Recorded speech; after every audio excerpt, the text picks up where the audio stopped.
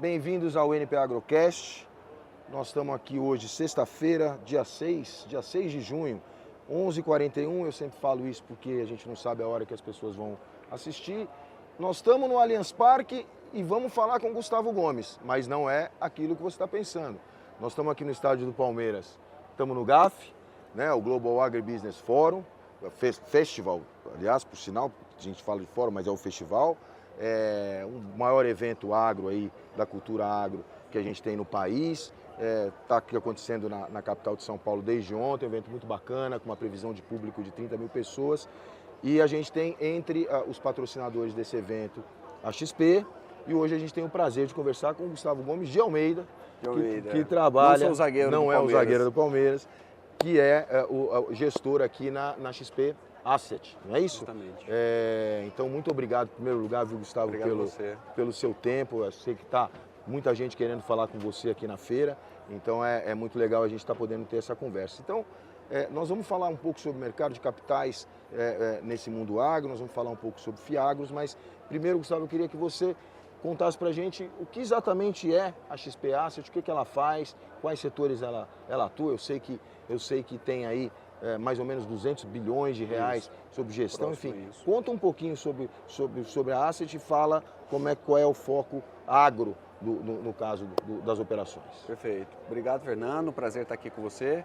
XP Asset hoje é a maior asset independente do Brasil, né? Não vinculada a um grande conglomerado, e tem sob gestão, isso que você comentou, próximo de 200 bilhões, né? Em diversas teses, né? 13 estratégias diferentes. Tem os fundos de renda fixa, renda variável, né, que são os mais conhecidos, e tem um mundo que a gente chama dos alternativos, né, que engloba, dentre outras estratégias, o fundo imobiliário, né, então, com participações em shoppings, fundo de infraestrutura com participação em aeroportos, portos.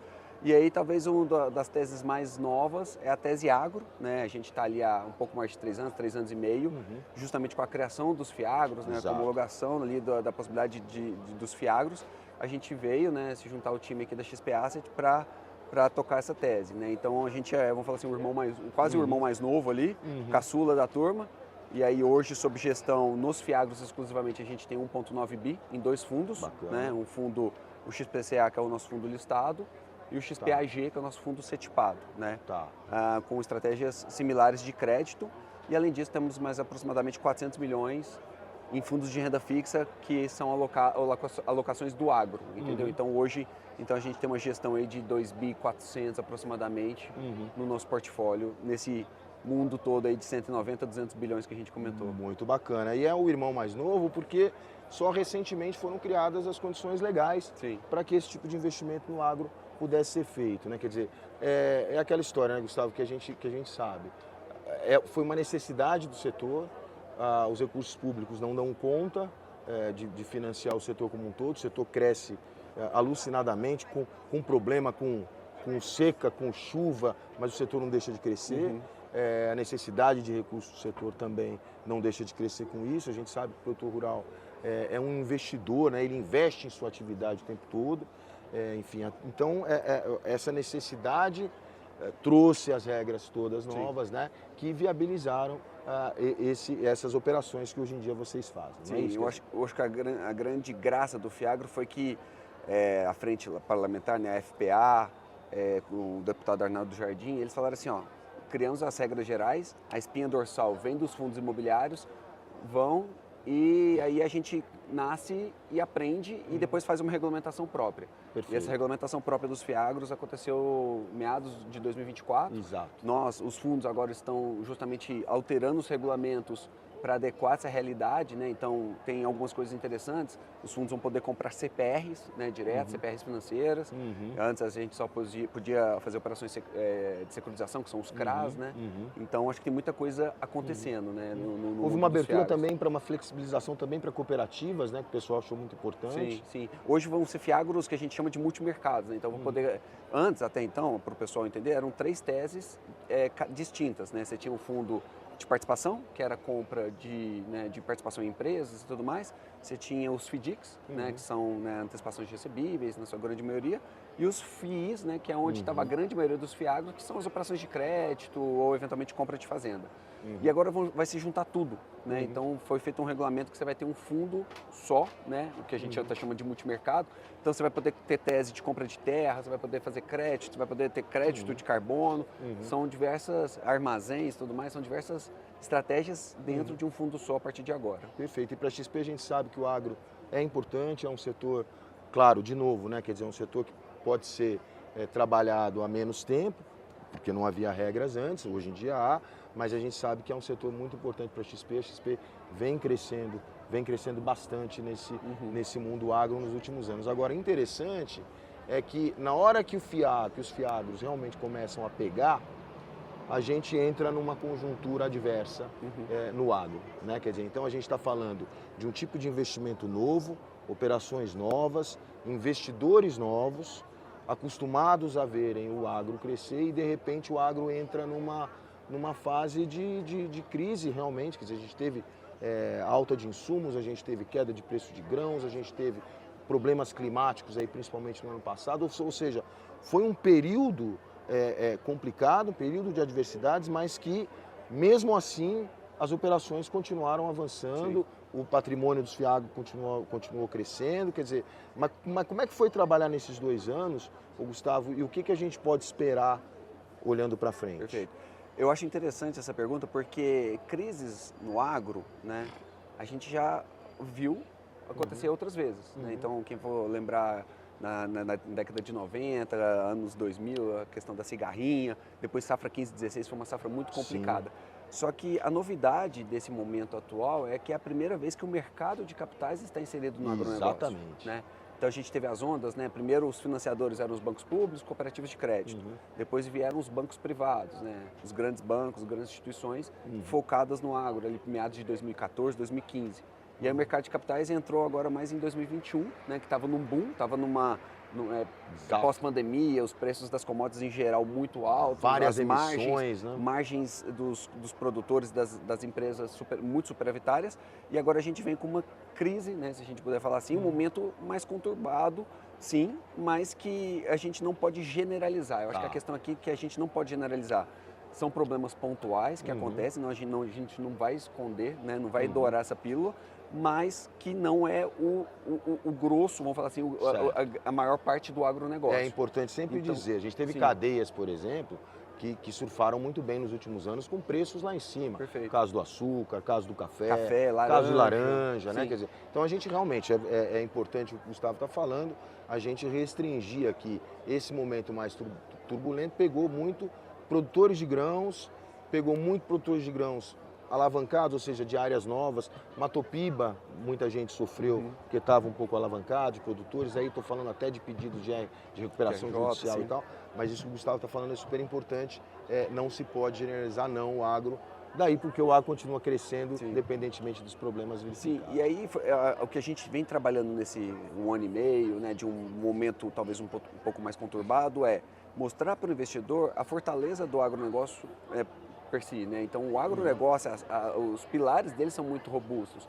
A gente hoje tem o Brasil é o maior produtor de soja, de algodão, o maior exportador, está entre os maiores produtores de café, laranjas, 2/3 da laranja do mundo é do Brasil. Então eu posso ficar aqui o tempo todo, gastar a nossa entrevista inteira só falando das fortalezas do agro, né? Mas o que o investidor tem que entender, e a gente, né, tem mais de 500 mil investidores, eu acho que está até desatualizado esse meu número, os investidores de fiagros estão até mais do que esse em CRAS também, é que eu costumo falar lá dentro da XP, quando a gente vai aprovar uma operação de crédito, vamos supor uma operação de 5 anos. Vai ser praticamente impossível ter uma operação de 5 anos que eu não tenha um problema de preço ou um problema climático na região. Então você tem que ver muito mais a solidez desse seu eventual parceiro, né, o cliente que vai tomar seu crédito ali, porque é um mercado de commodity em geral e é feito de altos e baixos, né, oferta e demanda, né? Então a gente está você comentou muito bem do preço do açúcar, que vem surfando uma onda. As usinas, em geral, vieram de anos muito bons. Perfeito. Agora a gente já começa a ver uma redução do preço do açúcar. Né? Até ontem a gente estava aqui discutindo com traders, e acho que é o legal do GAF aqui, que você encontra todo mundo no mesmo ambiente. E aí, qual vai ser o preço do açúcar? Qual vai ser o tamanho da safra do Brasil? Porque não vai ser aqueles preços tão superlativos quanto o ano passado, Tá. mas que ainda são preços eventualmente remuneradores. Né? Então você tem que entender, e é por isso que a gente está aqui, né, que você vai explicar isso para o investidor. Né? Então, investe nessa empresa de açúcar, ou você mesmo comentou da questão dos produtores de grãos. Tá. Também concordo que talvez foi um dos setores talvez que sofreu mais por ter crescido muito, arrendamentos muitas vezes caros, regiões talvez não tão boas produtoras, né, de grãos. Tá. Mas você tem ótimas histórias ainda no setor. Sem dúvida. Você tem muito produtor de soja, mesmo aqui, muitos clientes nossos estão aqui no GAF, pô, sabe, o pessoal que está surfando a onda bem. Eu acho que a gente pode comentar, porque é até uma questão pública, a SLC, que é uma empresa pública, Sim. recentemente anunciou várias aquisições. Na né? sequência, inclusive. Umas atrás da outra. Eu não imagino que o mercado, se tivesse muito ruim, se ela, né, É verdade. se ela faria isso. Então, assim, o que eu acho que a gente tem que entender é, em todo o setor, sempre vão ter as histórias boas e as histórias ruins, entendeu? Então, isso não é só do agronegócio, né? Eu acho que é do mercado de maneira geral. E é o nosso papel aqui, né, Claro. focar sempre naquelas, né, nos bons nomes, né? E há um amadurecimento também, quer dizer, eu acho que também é muito visível como os critérios todos, por exemplo, para a emissão de um CRA, uma empresa de emissão, as operações ficaram mais criteriosas, né, as análises ficaram mais aprofundadas, né, quer dizer, eu acho que também tem o amadurecimento desse próprio mercado, né, sem falar nas questões conjunturais, mas estruturalmente também o mercado evoluiu aí nesses últimos tempos, continua evoluindo. O clima, o problema do clima no agro é esse que nós estamos vendo aqui, né? Começou a pingar, então daqui a pouco qualquer coisa a gente vai sair correndo, mas por Fernando, enquanto dá, hein? Só fazendo um parênteses aqui, sempre que a gente chega numa visita num cliente e está chovendo, a gente fala que a gente está trazendo sorte. Exatamente. Então a chuva, para o agro, né? Claro, Então- fora grandes tempestades e tal, mas a chuva é sinal de sorte, Então- é sinal de abundância. Então, A gente continua deixa sentado chover. aqui enquanto chove, não tem problema. E sempre vai prejudicar um setor numa época de uma colheita, vai beneficiar outro. Ontem Sem mesmo estava conversando com um grande produtor para algodão. A minha impressão era que não era uma chuva. Choveu bastante no Mato Grosso alguns dias atrás. Deixa chover, entendeu? Tá bom, deixa chover. Então prejudica um pouco aqui e tal, mas nessa medida que Tá não, ótimo. não prejudica. Olhando para frente, que a gente pega agora as cadeias, as principais cadeias do agro, em geral tem um cenário positivo pela frente, tanto do ponto de vista de produção, quanto de preços, demanda, é aquele negócio, é produção de alimentos, a demanda mundial cresce, a demanda interna cresce, nós temos mudanças ali em hábitos de consumo também que valorizam proteínas, enfim. Então nós temos um cenário positivo de uma maneira geral, né, do ponto de vista de produção e preço para as principais cadeias do agro brasileiro. Sim. Cadeias essas, então, que vão continuar crescendo e vão precisar continuar se financiando para poder crescer.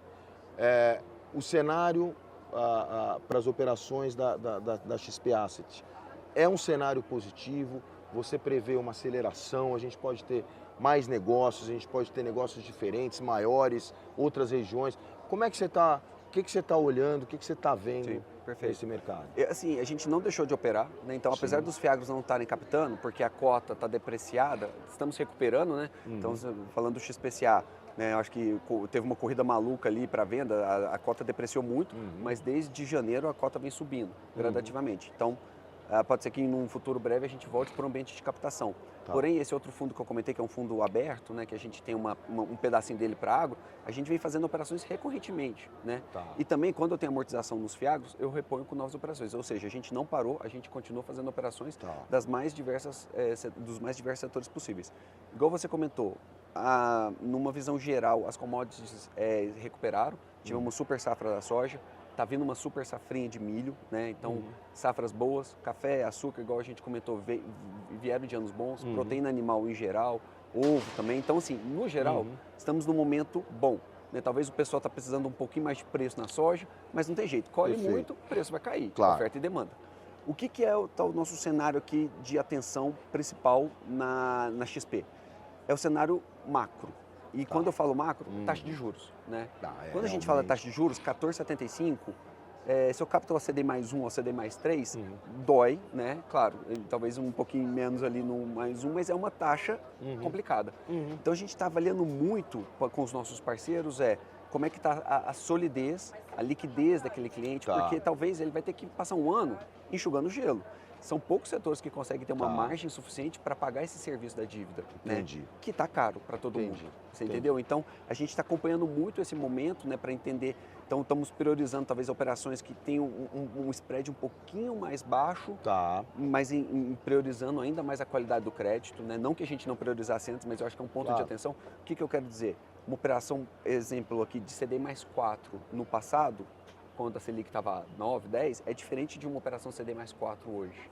Você entendeu? Então, a gente gosta de acompanhar isso para entender se aquele cliente consegue passar por esse momento. Então, a gente avalia, né, igual eu comentei, a liquidez, né, o tamanho do cliente, se ele tem garantias suficientes para dar para os parceiros dele, quem são os parceiros, né, porque não é só a gente que financia, você tem todo o mercado bancário, né, os bancos que a gente comentou aqui no começo, que também financiam. Quem são esses parceiros? Esses parceiros abraçam o cliente, faz uma operação de longo prazo e nesse momento acaba tendo boas oportunidades também, né? Você chega para um cliente que você sabe que é bom, mas talvez está num momento um pouco mais complicado de caixa, e fala, olha, eu venho com uma operação um pouco mais alongada, te beneficio e tal, então acaba que tem boas oportunidades nesse momento também. Perfeito, se a gente fosse dar aqui junto o título para essa entrevista, a gente pode botar XP Asset 2 pontos. Cenário para o agro é positivo, mas taxa de juros preocupa? Taxa de juros, né? Eu acho que um ambiente macroeconômico sempre preocupa, né? A gente, né? O ambiente global, né? O agro, a gente fala que uma das fortalezas dele é ele ser globalizado, né? Mas ao mesmo tempo traz riscos também. Guerra Rússia e Ucrânia, né? Lá atrás penalizou a questão de fertilizante, então a gente não sabe que a gente tem que acompanhar, né? Assim, o agro vai continuar plantando, a gente vai continuar comendo, né? Vai continuar exportando, só que a gente tem que ir acompanhando essas questões para entender onde pode impactar. O cenário macro hoje, né, taxa de juros, questão do IOF, preocupa, né, são pontos importantes, mas temos que tocar a vida, né? A gente tem que tocar e não dá para parar. É isso aí, como o agro não para, aqui também não pode parar. Olha, muito obrigado. Obrigado a você. Gustavo Gomes de Almeida, gestor aqui da XP Asset, nos explicou um pouco como é que funciona essa empresa e mostrou como fica esse cenário aí para frente para operações. Então, a gente agradece demais a entrevista disponível no npagro.com.br, nas mídias sociais do NPAgro, vai estar disponível, disponível também no YouTube, enfim. Você virou para um lado, virou para o outro, você esbarra com essa entrevista, não tem para onde fugir. Gustavo, muito obrigado mais uma vez, boa sorte. Parabéns pela iniciativa, acho que é legal, o agro cada vez mais está inserido nas mídias, né, conversando, explicando, a gente sabe que é complicado, né, tem as suas questões, não é que a questão complicada, é que tem as suas particularidades, né? Eu brinco muito e falo assim, o café tem um ano bom, um ano ruim, que é a bianualidade, a laranja demora 3 anos, então a gente tem que explicar isso para o investidor, para que ele fique, né, um pouco mais tranquilo, né? Com certeza. E que não fuja no primeiro ruído, né, que aconteça, porque acaba que prejudica os rendimentos dele mesmo, né? Não, sem dúvida, sem dúvida. São as particularidades do setor que a gente tem que estar explicando. Gente, muito obrigado. Bom segundo dia de GAF aqui para você, Gustavo. Para você que está nos vendo, muito obrigado. Bom fim de semana. Até mais.